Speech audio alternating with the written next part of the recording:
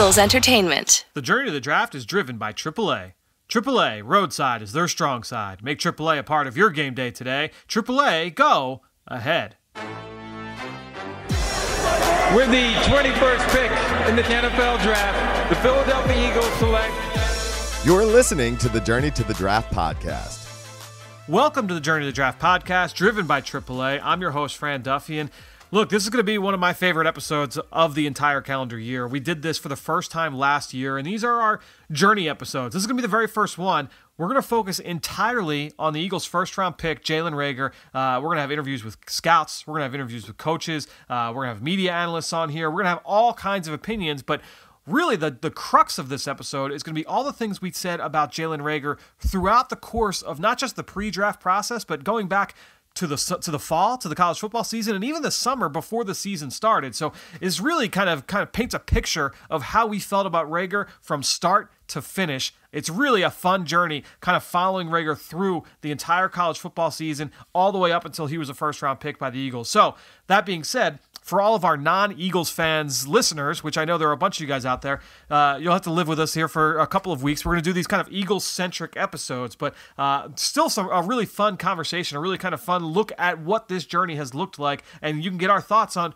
or get our thoughts on what we felt about Jalen Reagor and the rest of these guys before they became Eagles. This is the second year now that we've been doing this. It's a lot of fun. So to kick us off here, before we kind of dial the clock back a little bit, one person who's going to help us get things started for each of these is going to be Eagles VP of Player Personnel, Andy Weidel. He was kind enough to sit down with me and talk in depth about all of these Eagles draft picks and all the undrafted free agents as well after the draft was over. We're going to hear from Andy before we start down the path on any of these picks, and that's how we're going to start off today. It's time now for Mr. Relevant. It's time for Mr. Relevant.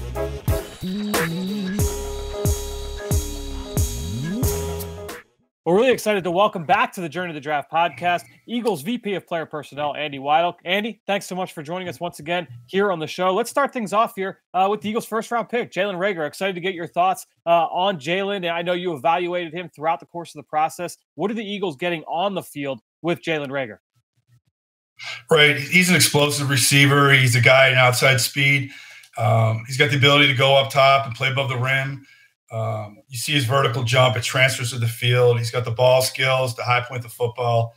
Good runner after the catch. He's dangerous in the open field. He can make things happen.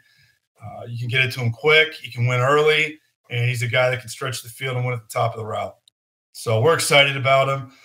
You saw 2 years ago against Ohio State, he had a chance. He made several explosive plays in that game against some good cornerbacks from good pedigree. So, we saw that outside presence that he would provide, the explosiveness to our offense.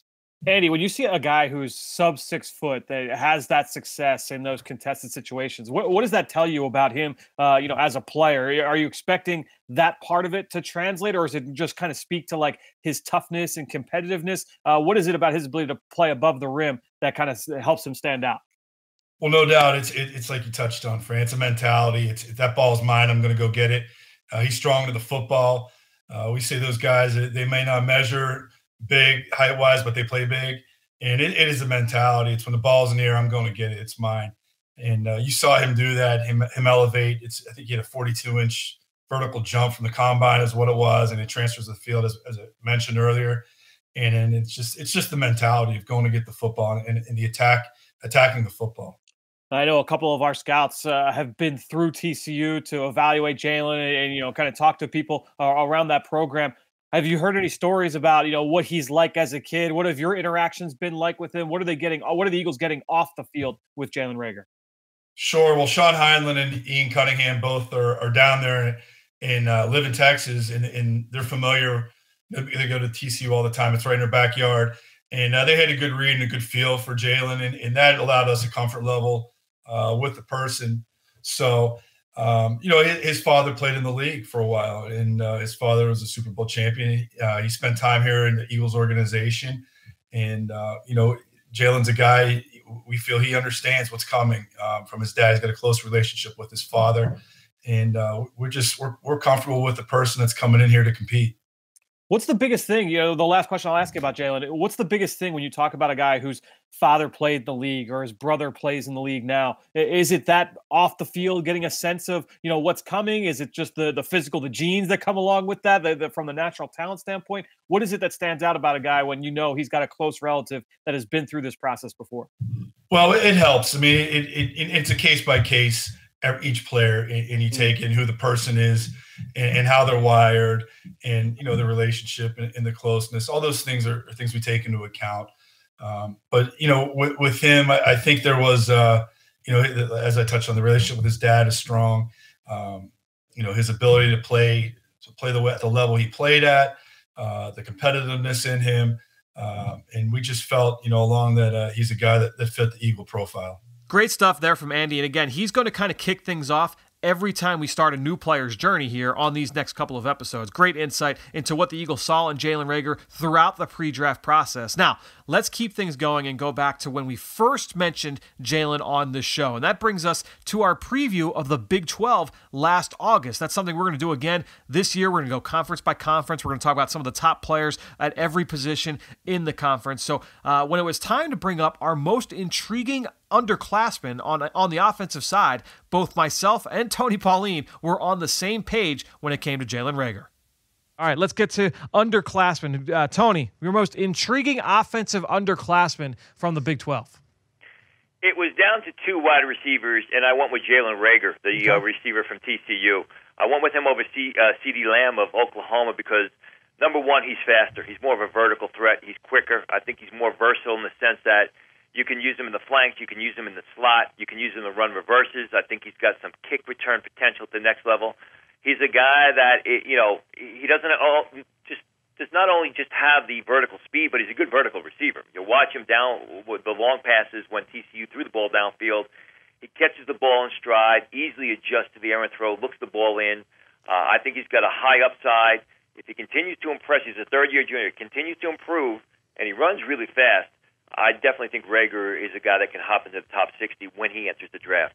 I believe Bruce Feldman had him under 4.3. I think it was like 4.29, which is scary speed. And Tony, it's funny you say that. I actually had both CeeDee Lamb and Jalen Reagor as the two guys that I would have liked to talk about. So I'm glad you brought up Reagor. If to steal a scouting term that people will say, I've got them both on the board. They're both of the tags are touching. I've got them really, really close, and I really like CeeDee Lamb a lot. Rieger is a guy really explosive, and I think he's a better route runner than Lamb is right now. I give Lamb the edge in terms of his toughness and play strength and his ability to play the ball in the air. But really, you look at Reagor, he's got the ability to be a gadget guy as a minimum. I think he's got the ability to be a vertical receiver. Wasn't really given the opportunity to do that as much. I thought the quarterback play was a little inconsistent with TCU last year, but he shows some advanced skills as a route runner, does a good job working in blind spots, getting corners to kind of flip their hips, and he can win the leverage battle downfield. He does a great job attacking and pushing the vertical stem, trying to create that initial separation. I think Reagor has got a lot of ability. I really like him. So you get a sense of how I liked Reagor coming into the fall, and I said it numerous times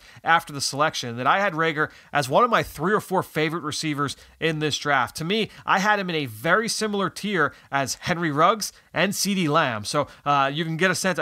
I personally was a big fan of Jalen Reagor, and that's nothing against those other players. It's more speaks to how excited I was about Reagor and his skill set, and how excited I still am about this kid. So let's now fast forward a little bit to week 1 of the college football season. That's one of the regular season mode. We're beginning our mock draft roundup portion of Draft Buzz, and as it happened, the very first mock draft that we found for the 2019 college football season from Anthony Pastor of withthefirstpick.com had the Eagles selecting Jalen Reagor. Tony and I reacted, and while Tony felt maybe it was a little bit early for Reagor at that point in the fall, I made my case as to why I felt he could go a little bit higher than what people were projecting. Yeah, Tony, and you know how this goes. You know this better than anybody. The guy's with speed, and he's 5'11", 195. My guess is that Rieger, when he goes to the combine, whether it's next spring or the spring after, he's going to be a sub 4.4 guy, and those players can be wild cards in the draft. I mean, we've seen it time and time again. And I mean, if you've got speed, chances are you could go a little bit earlier than people imagine if all it takes is one team to fall in love with your game-breaking ability. I think Rieger I think maybe I do like him a little bit more than you, Tony. I think he's got some game-breaking ability, not just with his speed, but also as a route runner. I saw a little bit more snap to him at the top of his breaks than maybe I expected going in. He can be creative after the catch. I think you can do a little bit with him both in the slot and on the outside. Like I said, he's got the speed to burn, as we know. So I look at Jalen Rieger as a guy that wouldn't shock me if he's talked about. He's going to be talked about leading up, during the season as a first-round pick. But as we get closer to the draft, it wouldn't shock me at all if Jalen Reagor was in that discussion, because I think he is a little bit more than just a speed guy, but an intriguing player to talk about for sure. So the season progresses, and we'll fast forward a little bit now to early November, and I get a question in our draft mailbag segment about the wide receiver position. I cannot help but bring up one of my favorites in this class. Richard left a 5-star review with a question. Is there a Tyreek Hill comp out there who is draft eligible? Not just a fast guy, but a twitchy guy who is also physical for his size. So it's always difficult when you want to try and project the elite players, right? Find a comparison for an elite player because, those are tough to come by. That's why they're elite players. But there are some guys that I think have really elite speed. And I haven't seen a ton of them, but I have seen a few so far from the juniors. Obviously, look, Henry Ruggs, he's got outstanding top-end juice. I have to watch more of him before I make a Tyreek Hill comparison, but certainly a guy that can take the top off of defense. Jalen Rieger from TCU, he's crazy fast. He's got that kind of a speed. He's really twitched up, could break 4.3 when it's all said and done. He's made some incredible catches down the field. So you talk about a guy who's got speed and ball skills. This kid certainly has shown that. He's a junior, so we're not sure if he's going to be in this draft or not. Now, by that time in the college football season, we were getting wide receiver questions on a weekly basis, and I wasn't going to put every single one of them into this show because I didn't want to be too repetitive, but the very next week, we actually got a question about the best route runners with top-end speed. I brought up Jalen Reagor. We got up to a couple weeks later, we got one for the best deep ball receivers who can track the ball over their shoulder. I brought up Rieger again. He was on the forefront of my mind all season long, despite the fact that the production just wasn't great in 2019. Now, that being said, it was around this point in the season, where first week of December, where I had not really gotten a chance to dig into the 2019 film yet, but I still decided to feature Rieger in our scouting report segment on the show, where I basically went through all of my notes on Rieger from start to finish. Here's how I felt about him back in the fall. This is all based off of 2018. All right, so Jalen Rieger, a dynamic threat. This is a guy I have not watched yet off 2019. This is all purely, I'm going to go through my notes, what I saw from him in the 2018 season after watching him over the summer. This is a guy who now is a 2-year starter playing for Sonny Cumbie down there, their version of the air raid offense, lined up mostly as the number 1 receiver to the outside, typically to the right of the formation there for the Horned Frogs, lined up in the slot, did get moved around to the backfield as well, so he was moved around, but typically lined up to the far right of the formation. Seems like the way he catches the ball, he's got pretty big hands. We'll get official measurements in February at the scouting combine. This is a loose, fluid, sudden athlete. He's got high-end change of direction skills, dynamic qualities from an athletic standpoint. He's got great speed, multiple gears, and the ability to take the top off of defense at a very high level. He didn't get pressed often at the line of scrimmage, but when he was, I thought he showed the ability to defeat a jam with really quick feet and surprising play strength to handle a punch at the line of scrimmage and attack upfield to hold the red line and get vertical. This with his athleticism, I thought he showed the ability to be a really sharp route runner. He knows how to work blind spots and get defenders to flip their hips as he pushes his vertical stem. He's not a finished product there right now, but the upside is very high, and I thought there were some really good flashes. He explodes out of breaks. He can definitely create his own separation, runs a really nice comeback route to pair with all of his vertical routes. So this is a guy that can certainly be a really, really effective vertical weapon, shows the ability to track the football downfield, but quarterback play there at TCU often kind of kept him last year, I thought, in his sophomore season from being able to show that he could be a vertical weapon. So I'm excited to dig into the tape from this year, see if that quarterback play improved a little bit, if he was able to show a little bit more with his ball tracking skills. Really strong hands catcher, though. Plucks the football away, immediately tucks it to make an athletic move, made some great one-handed catches on tape, watching him as a sophomore, lined up in the backfield at times and did get carries as a ball carrier, including reps in the Wildcat, and they tried to get him the ball as quickly as possible. Screens, jet sweeps, reverses. He was a weapon with the ball in his hands, can create yardage for himself with his combination of athleticism and vision and competitiveness. He'll throw a stiff arm here and there as well, and he's got the wiggle to shake a defender one-on-one in the hole. He transitions into a runner immediately after the catch. So a lot there to work with this kid from a dynamic standpoint. Obviously, he's not a contested catch weapon. He's not a guy that's going to consistently just go up and win one-on-one. He will attack the football, but he's not that kind of a player. He did have a couple of focus drops on tape. That's something I want to keep an eye on. He did pluck the ball, but just some focus drops that he's got to work through. He's feisty as a blocker, but with his size, he's not a guy that's going to be a mauler on the perimeter. But that was really the extent of the negatives that I saw. And again, he needs to improve in some areas in terms of his route running. He needs to improve from a technical standpoint in areas. But overall, I thought that this was an explosive athlete who can work vertically, be a weapon downfield, while also being a gadget guy from the slot and from the backfield. He's got a dynamic skill set, provides the offense with a nice shot in the arm. I'd love to see him continue to improve as a route runner and against press coverage where he flashed greatness. But to me, I thought there were a lot of similarities to John Ross when he was at Washington. This was a guy that went in the top 10, and some people didn't think he was going to go top 10. Some people thought maybe top 15, top 20, top 25. Ended up sneaking into the top 10 a couple of years ago. No one's talking about Jalen Rieger that way right now. We'll see if that changes over the next few months, but this is a dynamic playmaker who has the ability to be a threat at all three levels of the field because of those qualities. He's a guy I'm really, really excited about. Now, quickly, the quarterback play did not improve. In fact, it actually got a little bit worse in 2019 than from what I saw in 2018 because they went to a true freshman this past fall. Now, after I went back and I studied all of his targets from his junior season this past year, I was quick to bring up my notes to the podcast and talk it through. I'm going to go with the guy that we've talked about a little bit on this show, Ben, and that's Jalen Reagor, the wide receiver from TCU. We've talked about some of these guys that had high expectations coming into the year, but circumstances around them, maybe the production wasn't always there, the execution wasn't always there. We talked about that with Jordan Love a lot last week, the quarterback from Utah State. Jalen Reagor, I think, is another one of those examples where this year, I'll tell you what, like watching that offense, it was tough. That quarterback play was tough down there for TCU this year. So there were so many times where he gets quick separation. The ball was just so late getting there, whether it was velocity, anticipation, the quarterback lacking both of those areas.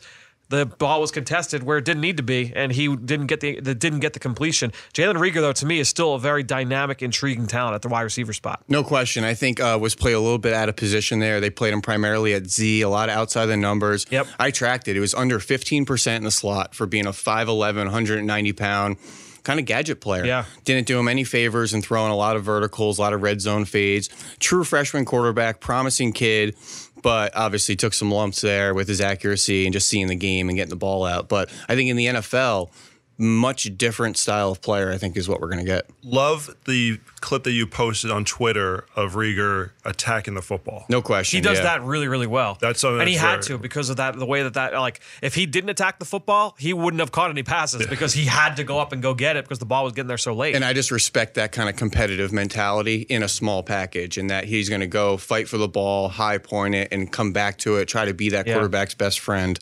So after I completed my film study of Reagor from this past year, not much had changed from the summer. I was a big fan of his, but I was not the only one. The folks over at PFF, at Pro Football Focus, were big fans of Jalen Reagor as well. And late in the college football season, I actually had on their lead draft analyst, Mike Renner. He was on the show. I asked him a couple of questions, and one of the things that I did bring up was, look, who's a player that you personally would pound the table for that you feel others wouldn't? His answer, well, at this point, you have to know. On offense, I would pound the table for, I'm not saying he's, top 10 sort of guy, but I would pound the table for Jalen Reagor, the TCU wide receiver. Nice. Somewhere in the back half of round one. But I think the 600 receiving yards, there's a lot of things that explain why he had such little production. One was a terrible quarterback situation at TCU.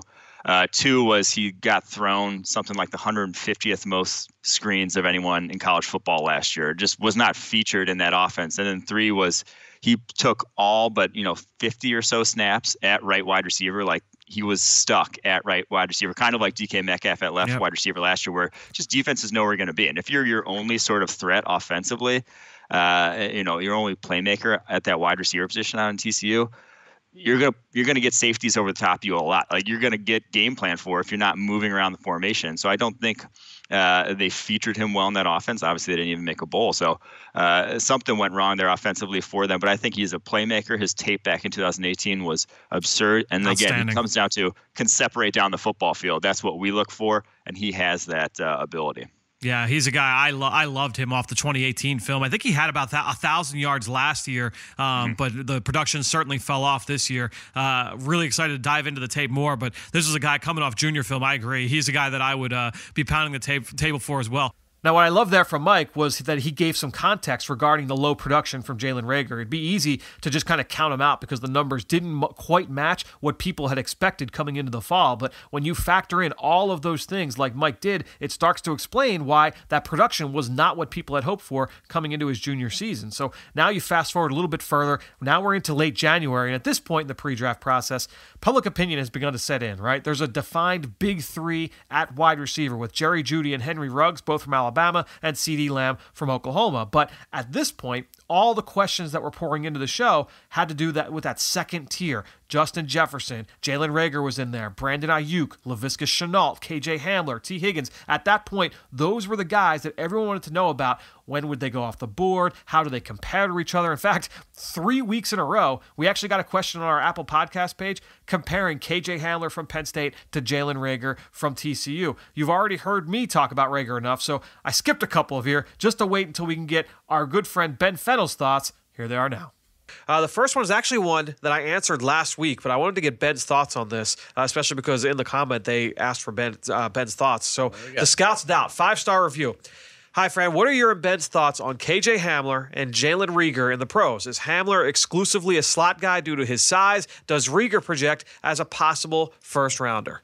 Yes, Jalen Rieger projects to a possible first-rounder. I think there's going to be all the tackles that get pushed up. Yep. I think all these interior linemen that we started talking about, the Jordan Elliott's, the Blacklock, they're all going to get pushed up. Not a super deep class, deep at receiver. Handful of quarterbacks go, 4 quarterbacks go. It's going to be a mad dash on running backs and receivers on day 2. So I think both these guys are day 2 players. Okay. But just to differentiate who these guys are, Jalen Rieger, I think, a much more of a confident player, but I think where they played him in relation to that didn't do him any favors. A lot of verticals outside the numbers, being 5'11", didn't do him any favors there. But a player I feel much more confident in making a traditional slot receiver in the NFL versus KJ Hamler, who I think will be more of a Taylor Gabriel vertical threat. I think both guys can be. What's the best way to say that? I think both guys can be very effective for the right coach in terms of they could be. I don't want to say Tyreek Hill, but be a very dynamic weapon for the right offense. Either way, I think they both can find roles for any team because I think when you look at Hamler, I like the Taylor Gabriel comparison and that he can be that guy. He could be a little bit more, but I think with both guys, get the ball in their hands, let them be dynamic. I like both guys a lot. So Ben at that point agreed that Reagor was a day 1 talent. He just felt that run on that second group of receivers would start a little bit later, bumping those guys into round 2. We obviously know that did not happen, but I agree with Ben's sentiment that when he compared Hamler and Reagor, ultimately, I had more confidence in Reagor's ability to translate both inside and outside in the NFL. Now, let's move ahead a couple more weeks. We're inching a little bit closer to the combine now. Mock drafts are everywhere, and on the show that week, we featured a mock draft that included Jalen Reagor going to the Eagles at 21 overall. Here's how C-Mac, Ben, and I all reacted. All right, let's get to the next point here. Mock draft roundup this week. We're going to go away from NFL.com. We're going to go to the Draft Network. Jordan Reed put out a 2-round mock draft. Great analyst, by the way. Yeah, no, Jordan does great work over there for the Draft Network. He's got the Eagles taking Jalen Rieger, the wide receiver from TCU, in round 1, and then Mississippi State cornerback Cameron Dantzler in round 2. We haven't talked too much about Dantzler on the podcast, so excited to get your guys' thoughts. C-Mac, I'll go to you first. What are your thoughts on Jalen Rieger in round 1, Cameron Dantzler in round 2? My thoughts on Jalen Reagor here. Yeah. Have you guys watched the All or Nothing with the Philadelphia Eagles? Yes. I think I'm through 6 episodes. Through 6 episodes. Yeah. The last 2 are phenomenal. Oh, really? Okay. Absolutely phenomenal. If you've made it to episode 6, you deserve to watch the last 2. Gotcha. Okay. So good. So good. Watching episode 1, watched it with my wife Erin last night. I've already watched the whole season, and watching the Eagles offense, when you have weapons like Deshaun Jackson and the offense at full tilt. I've said it before in the past when I've done radio interviews at other stations like previewing Eagles games. I've said Carson Wentz was Patrick Mahomes before Patrick Mahomes. Right. And the first half of the Washington game in week 1, the Eagles go down 17-0. Completely forgot that they were trailing by that deficit. Sure. But they made up the deficit no time whatsoever because you have the big play threat to go over the top. If you give Carson Wentz the weapons, and my thoughts here, we've talked about Reagor on the podcast, and he brings so much from an electrifying standpoint to the table that if you give Carson Wentz the weapons, he can get the job done. And we watched the Chiefs go through the playoffs, and they had double-digit deficits. They were down 10 in the Super Bowl with 8 minutes left and overcame it. They were down 23, 24, whatever it was, to the Houston Texans, overcame it in one quarter. Carson Wentz has the ability to do that. Just give him the toys to do that. So from a philosophical standpoint, I love the pick of just adding because you need to fortify that group for him. And just really touching on Rieger and spinning it to what you're saying about Deshaun, it's the presence of Deshaun as well. And what I've been kind of saying now is you want a player that's threatening. You want someone that's going to take safety's eyes and defensive coordinators' minds. And the second you took Deshaun out of the Eagles' offense, it went from defending this to we don't have to defend as much green grass. The threat wasn't there. I love that line that you said. Having a guy like Jalen Reagor, safeties are looking at him, defensive coordinators are worried about him during the week. You need more threatening players on offense, and that's what he does. Whether it's a gadget, ability, whether it's horizontal speed, vertical speed, quick game. Putting him into an offense is a threatening presence that I think this offense could use and need. I thought there were some really good points there from both C-Mac and Ben, and something we talked a lot about on draft weekend after the pick that I kept bringing up. Having a guy like Reagor, with or without Deshaun Jackson on the field, helps to open things up for everybody else. It's a really fun selection from that standpoint. But back to this journey now, because we've all talked. We've gotten to the combine at this point, and before we saw the players take the field in Indianapolis, we actually got to see their weigh-in numbers and also talk to the players in the media room. So Reagor, in my eyes, had one of the more surprising weigh-ins in Indianapolis. Here's why. Jalen Rieger, listed 195 by TCU, came in at 206 and a rocked up 206. Like, he looked good standing up there at the podium. I thought he handled himself really well. So Reagor came in 11 pounds heavier at the combine than what he was listed in with TCU, with the Horned Frogs, but it was not bad weight. He actually looked really, really impressive physically. He carried it extremely well. Now, it did affect him a bit. He ran in the mid 4.4s instead of the 4.3s like what most people had expected going in, but an athletic profile is not just focused solely on a 40 time. And not only that, but I thought Reagor's positional workout in Indianapolis was excellent, and that was something that I wanted to make sure that we discussed that night in Indianapolis after the receivers worked out at Lucas Oil Stadium. Jalen Rieger, okay, another guy that I think people were expecting to time really well in the 40-yard dash. Didn't run as well. We didn't see that same top-end speed that I think a lot of people were hoping for. I'll tell you what, man, outstanding positional workout. Another guy that looked really, really impressive at the catch point. One drop, came in the gauntlet drill early, didn't drop another ball after that. Had some outstanding catches down the field, all three areas of the field, really. He had one where he had to spin in the air in the quick game.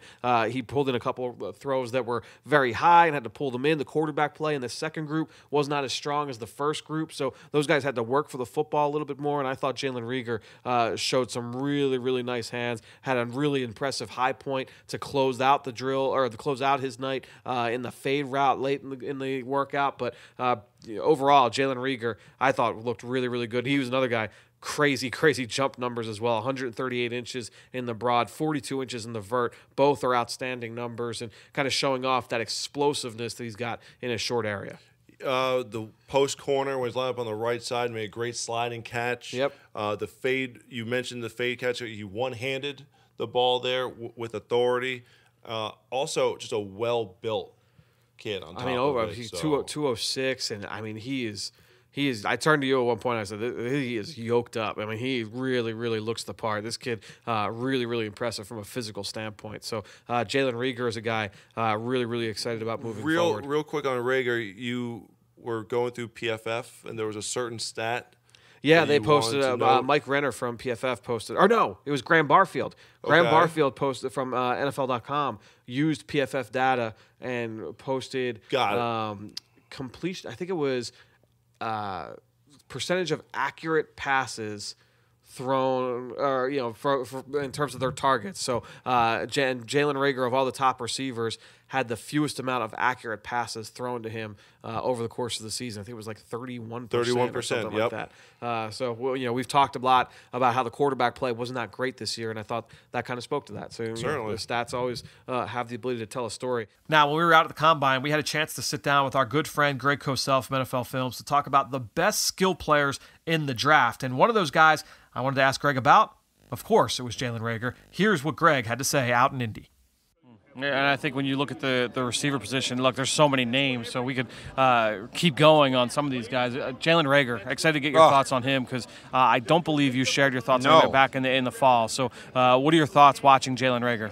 Jalen Reagor was a guy that grew on me the more I watched him. You know, he was a guy I started watching, and initially I just wasn't sure, was he quick, was he explosive? And the more I watched him, I thought that he was kind of sudden and explosive, and I thought that he could run the route tree. He could get over the top of corners.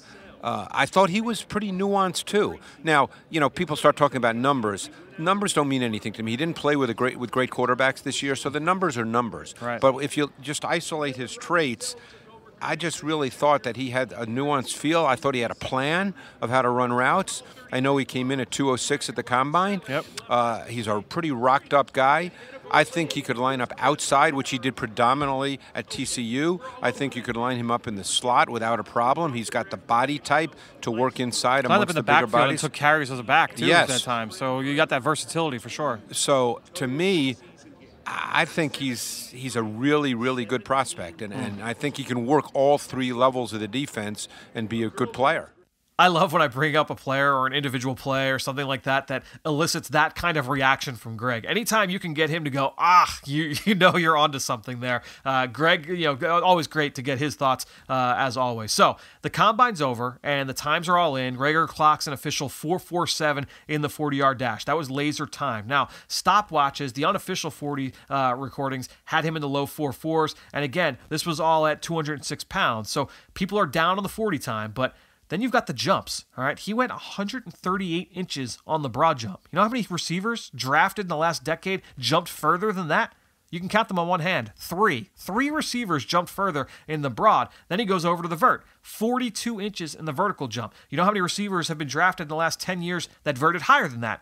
Just 4. So you saw that explosiveness. You saw that ability to move weight in his body, that power in his lower half. And you saw that on display in those jumps. I mentioned earlier, athleticism is not just shown in the 40-yard dash. You need that whole profile. The shuttles were not what people expected, but I would argue that the shuttles were bad across the board for everybody. That's a whole other discussion for another time, just because of the format of the combine this year. But again, athleticism, so much more than the 40-yard dash time. And one NFL analyst that always pounds that drum is our good friend Josh Norris from NBC Sports and Roto World. In his first mock draft following the combine, he had the Eagles selecting Reagor at 21st overall. Here's our reaction to that pick.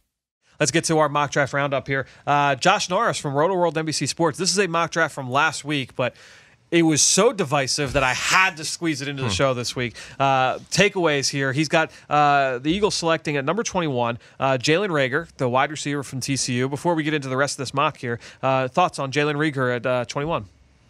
Exciting player. He's kind of mixed in with a lot of these gadget players in the draft. I think there's values at all different days for these speedy receivers, whether it's Henry Ruggs, Jalen Rieger, or you go to a Devin Duvernay type of slot presence and track star, or Chenault type of player. I was talking about Joe Reed a minute ago from Virginia, similar type of profile. Fun player. I think that's the type of presence the Eagles offense could use. Yeah, quarterback play, I think it was probably an issue. Probably hurt his production, certainly. I was watching Jordan Brooks the other day and came across a TCU game. Linebacker, Oh, man, this freshman quarterback at TCU would just throw it to the flat late and get these receivers and backs lit up in the flat. Really he took some huge shots, Jalen Rieger. To me, it's almost like the Miles Sanders pick last year in the second round, where I would be really excited about Jalen Rieger in round 1, because that means that Doug Peterson, that offensive staff, are juiced about Jalen Rieger, and knowing what kind of talent he is, man, because there would be people, I guarantee you, if Jalen Rieger was the pick at 21, there would be plenty of analysts to be like, oh, that's a reach, why is he going so early? If they're sold on Jalen Rieger at 21, that gets me excited, because now it's they have a vision for how they would use him. So that would make me very, very excited for Jalen Rieger. He's super competitive too. Yeah. Oh, he's a great kid. I shouldn't say that. I spoke with him for 5 minutes at the combine. Came off really, really well. He's good in the red zone for his size. He'll go up and go get it. He caught a Hail Mary, I think, as a freshman against SMU at the end of the first half. Yep. So we talked about the weight that he put on for the combine, and then we saw that 40 time took a little bit of a hit with that. So a couple of weeks after the trip to Indianapolis, NFL insider Adam Kaplan offered up a report that proved to be a little bit of foreshadowing with Reagor and his stock when it came to the first round. Through the grapevine, and it's really one big note, just kind of start things off. This is from Adam Kaplan on the Inside the Birds podcast. He talked about TCU wide receiver Jalen Rieger, and this is actually pretty topical because this is kind of something we're going to hit on a little bit later in the show. As I mentioned earlier, Jalen Rieger didn't test great at the combine. He ran fairly well. The jumps were very good. The shuttles were not what we expected, but apparently Jalen Rieger lost 10 pounds because remember, he came in a little bit heavier than we expected out in Indianapolis, lost some weight, is down to 4.3 seconds in the 40s. So expected to go late round 1. And that's from Adam Kaplan, again, NFL insider from the Inside the Birds podcast. C-Mac, initial responses there to the news about Jalen Reagor from TCU. The thing for him at the combine was he was on the Bruce Feldman freaks list. And so everyone was anticipating this 4.3-ish time. And he broke 4.5. He was high 4.4, I think 4.47 was his time. But because of the expectations, it came across as a bit of a disappointment. So the rest of the workout was fine. You mentioned the explosive jumps were good, but kind of I think everyone took a step back and kind of maybe hurt his stock just a little bit, especially with guys like Denzel Mims having phenomenal workouts at the combine. But very interesting that he was emphatic that he is going to be a first-round selection. That, to me, is the biggest takeaway, that you need to put him in that mix there with the other receivers, obviously the big three to begin with, but who after those guys are going to go around 1? It seems like Reagor is very much in that conversation. Yeah, and I think, too, the big thing with Reagor, the athletic testing, again, the shuttles were not good, but the positional workout I thought was really, really good. I mean, we talked about that night out in Indianapolis. I thought Reagor had one of the best positional workouts of all the receivers. Ben, I know you're a big fan of what Rieger has done really since he stepped on campus out there at TCU. Well, the weight gain is important to note because I think he played at about 185, 190 pounds throughout his career at TCU, then showed up to the combine at 206 and looked a little bit more like Deebo Samuel, a little bit more of a bubble in his butt, a thicker lower half. And that comes at the expense of a tick or two in the 40. And I think I would rather him around 200, 205 for a little bit more of that gadget stuff between the tackles, middle of the field, a little bit more handle the toughness and the wear and tear there. So I was kind of impressed that he put on that weight and still ran in the 4.4s. I don't need him to run 4.29 to know he's a good athlete. Now, later that episode, for our Pick 6 segment, we actually tasked ourselves with picking 6 players who were more athletic than what their test numbers showed from the combine. And the first name that came to my mind, of course, was Jalen Reagor. All right, guys, so for Pick 6 this week, we're going to do 6 players who are more athletic than maybe their testing showed out in Indianapolis. And I'm going to go with the guy that we talked about at the top, and that's Jalen Reagor. I think when you look at what he did from a shuttle standpoint, a lot of people have compared it to the situation with DK Metcalf a year ago. The difference is, to me, like Metcalf, you saw some of that stiffness at the top of his breaks. You saw, I think he might have some issues laterally from an athleticism standpoint. You don't see that on film with Jalen Rieger. This guy is loose. He's obviously he's explosive. He's got the ability to move in a straight line, but I thought he was a really loose, fluid athlete on film. So looking at Jalen Rieger, we'll see, what the private workout numbers look like eventually if those numbers do come out. But to me, he's a guy that is more athletic than what he put out on the turf in Indianapolis. So the week of the draft comes, all the mock drafts that we get from fans every single week, one of the most consistent names that Eagles fans submitted was Jalen Reagor, except I would say more often than not, he was in round 2 of these fan mock drafts, not round 1. However, when we did our mock draft extravaganza episode that week of the draft, Reagor did go in the first round. He was starting to get a lot of that round 1 buzz from a lot of people in the media. He went in 25th pick, 25th overall to the Minnesota Vikings in that mock draft, just a couple of selections after the Eagles had made their pick. So this is a guy that was certainly in that round 1 discussion of the first draft, the week of the draft. Daniel Jeremiah from NFL Network tweeted out that Reagor was one of a handful of players that was more likely to go earlier than people expected. And sure enough, he was the pick for the Eagles at 21st overall. The Philadelphia Eagles select Jalen Reagor, wide receiver, TCU.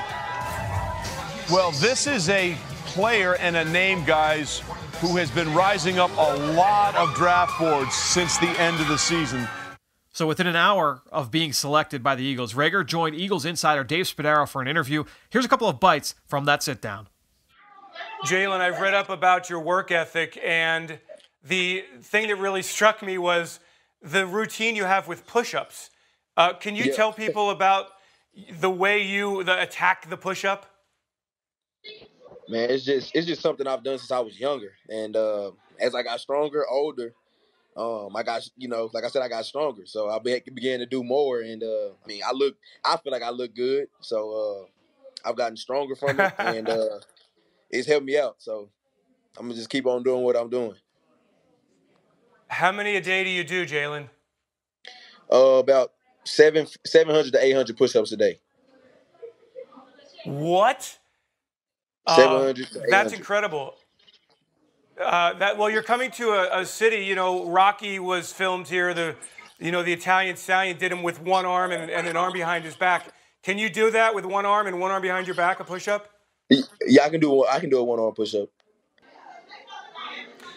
Jalen, how much attention did the Eagles give you throughout this, the Combine and the All-Star games, and even in the period from March till now when you couldn't travel?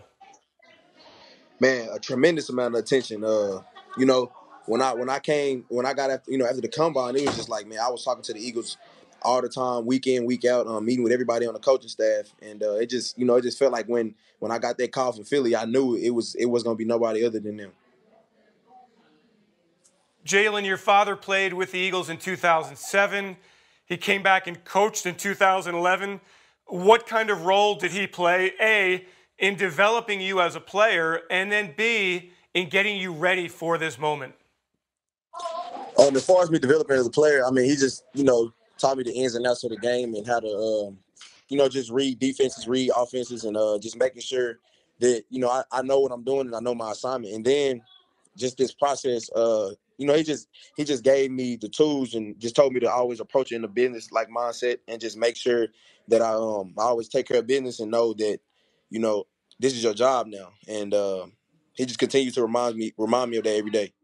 So for the entirety of that interview, make sure you go check it out on PhiladelphiaEagles.com. Make sure you're subscribed as well to Dave's Eagles Insider podcast, wherever podcasts can be found. One of my favorite things from that call is that Monte Rieger, Jalen's dad, actually jumped on the call with Dave and with Jalen. So make sure you go check that out. Dave got to talk with both father and son at the same time. And I loved what Jalen had to say on that clip that we just played, about what his dad taught him about the game. And that's why teams like players who have had close family members, whether it was a father, maybe a close uncle, a brother, somebody close to them who has played, because it kind of prepares you both mentally and physically just how to handle yourself in a professional manner. I think Jalen has all of that for sure. Now, he also mentioned in that clip how much attention that the Eagles showed to him and how much or how often they spoke during that pre-draft process. And, it kind of helps when you have a coach on staff that you've known since you were a little kid. And the Eagles have one of those guys in wide receiver coach Aaron Moorhead. I caught up with Coach Moorhead on day 3 of the draft and talk about his scouting report on Jalen and how his relationship goes back a long, long time.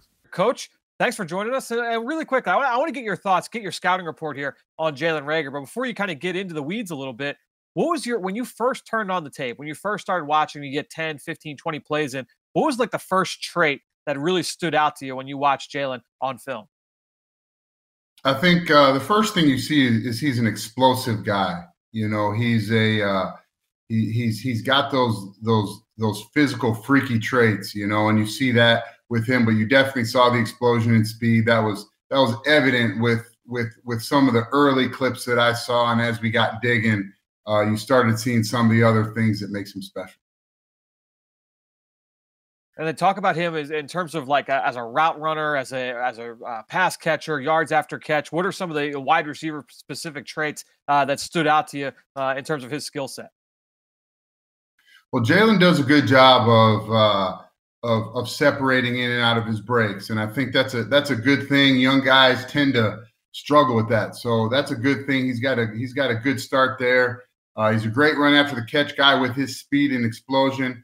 And that's really good, and he was at TCU and the offense they ran was a spread. So there's going to be a little difference in the offensive systems, and he's going to have to get up to speed there as far as teaching and some of the route concepts and things like that. But he's such a good athlete. I'm not worried that he won't be able to pick it up. And we have all off season to get together, via Microsoft Teams or whatever different landscape we need to use to make sure that we get him up to speed before training camp starts. But excited to get this thing going with him. So I know that you played with his father, with Monte Rieger in Indianapolis. How long did it take for when you started talking with Jalen for you to kind of bring that up? Or did you know him when he was just a little guy?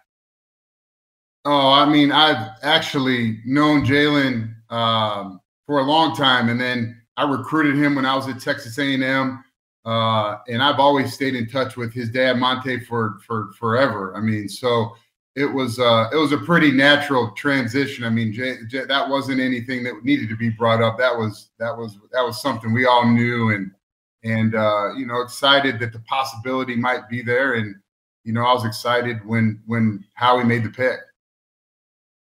I know that he went to TCU, I know, for family reasons. What was it like recruiting him when you were at A&M? And then tell us a little bit about Jalen as the kid. We got to hear from him with the press conference. Dave Spadaro caught up with him one-on-one. What are the Eagles getting in a person? What can Eagles fans expect? I mean, he's a competitive guy.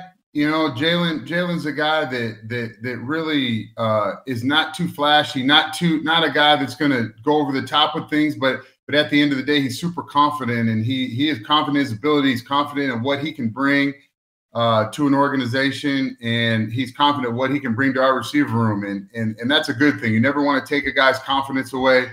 You want to continue to build on it, and I think that Jalen's a guy, in my opinion, that is growing and has continued to grow, and I've fortunately been able to watch him as a young guy, then reconnect with him kind of in his high school years, and then seen him grow at the collegiate level, and now get to see him grow as a young man. So it's a pretty cool transition that we've had, and kind of something that I think when we look back on this, that we'll be able to appreciate kind of the beginning, the middle, and the end of this thing, that we've been able to be in each other's lives. And I always told him when he went to TCU that he had to do what he had to do, but at the end of the day, just make sure that you treat people the right way, because you never know how this thing's going to come back. And funny enough, this thing came full circle. For that full interview, you can go check out last week's Eagle Eye in the Sky podcast, fueled by Gatorade. Coach Moorhead and I talked a little bit more about wide receiver play in general on that episode. So if you're into that, make sure you go check that out on that podcast. I wanted to just share here what he had to say about Jalen. Now, Coach Moorhead was not the only coach that got to share his excitement with the fans, because Dave Spadaro also caught up with Eagles head coach Doug Peterson and got his scouting report on the newest toy in his offense. Coach, congratulations on the draft pick, and take me through, as you watched Jalen play at TCU, what you saw and what you put down in your notes as you watched him play. Well, first of all, Dave, we're so excited to have selected Jalen, and the couple of things that kind of stood out for me. Number one, right off the bat, was the explosiveness. When we talk about receivers, we talk about coming off the ball and releases. We talk about feeling a guy's power, and you can really feel his explosive power coming off the ball, and then the speed down the field, being able to not only separate and run by guys, but to elevate. A 42-inch vertical leap. I mean, this guy at 5'11" can get up and elevate with the best of them, in our league. So, that and the ability to return kicks, to return punts, being a dual threat return guy also is very intriguing for us. And this made a lot of sense for the Philadelphia Eagles, for our offense, and we're excited and can't wait to get him in our building.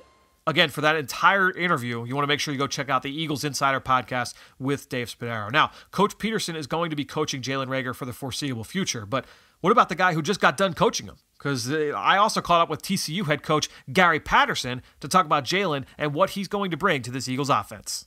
Let's bring us back to the beginning. What was it like recruiting Jalen? What did you see from him early on? And then get into his skill set and what he brought to the table for you guys over the course of his 3 years there.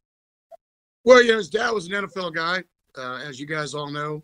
And so he was actually committed to Texas Tech, then OU, and then he ended up coming back here close to home, which was great for us, having a difference maker at the wide receiver position. Basically a guy that can play running back and plays wide out. Very strong, very powerful, obviously athletic.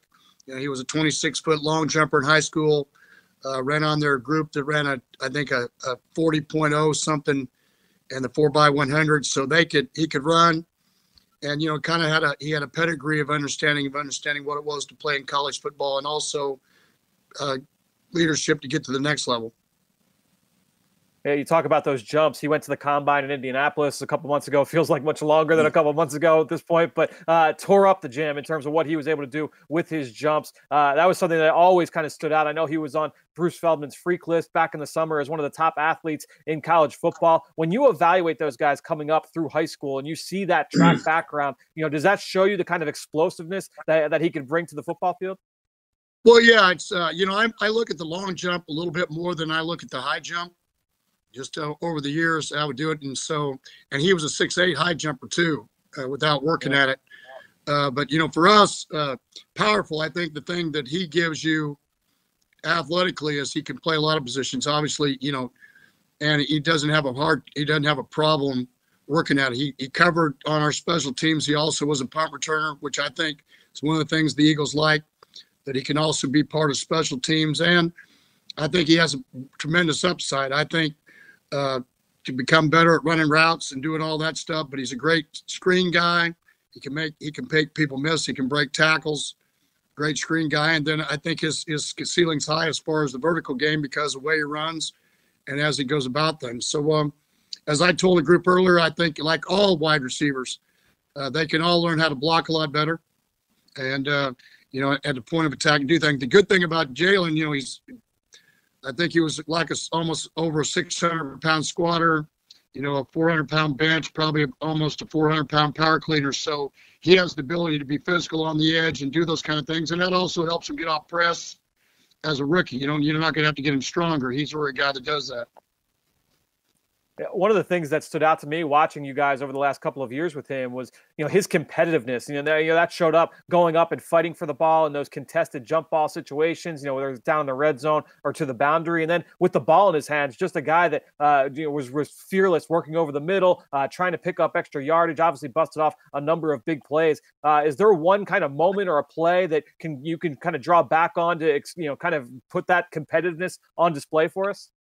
Yeah, we beat Baylor in 2 seasons ago, and he caught a what we call a jailbreak screen, and probably everybody on their defense had one chance to tackle him.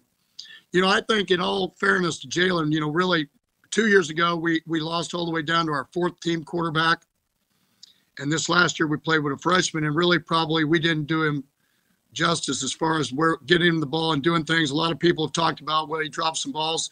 It gets to where you lose a confidence level of working with people. You're not working with an older quarterback and doing things, but at the combine, he caught the ball well. Like I said, going into the draft, I think his wherever he went to, I think his ceiling was going to be a lot higher than what people expected. And, he's like all of my guys. If they're not doing what they're supposed to be doing, they're probably going to get a phone call from me.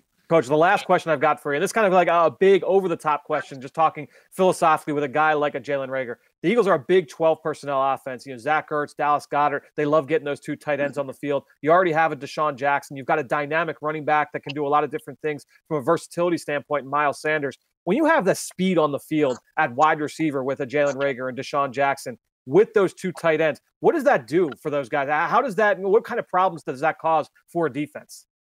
Well, because people have to put more people in the box, and then you get one-on-ones, and sometimes you give up, you get the vertical threat. Somehow you have to be able to get that extra guy down there when people can run the football. And that's the problem with the 12 personnel set, the 2 tight ends, is that when you have guys that are vertical threats and you have to sometimes do that, you got to put them in one-on-ones, whether it's the speed factor or making a miss on screens and everything else, and you get by the first guy, it's a big play. And so, that's what we do here. Speed is a premium at TCU. It's always been a premium, and Jalen's one of those guys that has that. So that full interview can also be found on last week's Eagle Eye in the Sky podcast. Those were just a couple of quotes that I enjoyed most from that interview. And let me say this one last time here.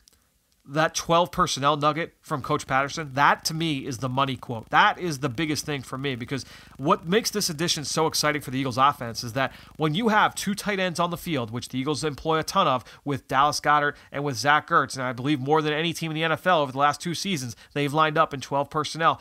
And you've got that legitimate speed on the outside with Reagor, with Deshaun Jackson. You have presented a real problem for about 95% of the defenses in the NFL, because against 2 tight ends, you are very likely to bring an extra man down towards the line of scrimmage to protect against the run game. And by doing that, you're going to be playing single high. You, in essence, have created one-on-ones on the outside. Whether it's man or zone, essentially you've created one-on-ones on the perimeter. If both of those guys can run, now you're in good shape. But it's tough to find two corners that can be able to run with both Deshaun Jackson and Jalen Reagor. You need those guys to be able to run, and you also need a safety with range to be able to play sideline to sideline, help those guys over the top. Now, if the defense decides that they want to help those corners by keeping a safety back, well, now you've opened things up over the middle of the field in the throw game. You've helped them in the run game as well by removing a player from the box. So this is really just a great addition from that side of things. I can't tell you how excited I am about Jalen Reagor. Hopefully you've kind of got the gist. I think I need to keep saying it here. I think it's pretty obvious that I'm ecstatic about this addition. I hope you enjoyed our first Journey episode of the Journey to the Draft podcast, driven by AAA, as we've given you a little bit of a look at Jalen Reagor's path from last summer all the way to hearing his name called with the 21st pick and becoming a Philadelphia Eagle. Now, next week, we'll be looking at the duo of players that the Eagles selected on day 2. Quarterback Jalen Hurts, linebacker Davion Taylor. You do not want to miss that. Until then, thank you for joining us here on the Journey to the Draft podcast, driven by AAA.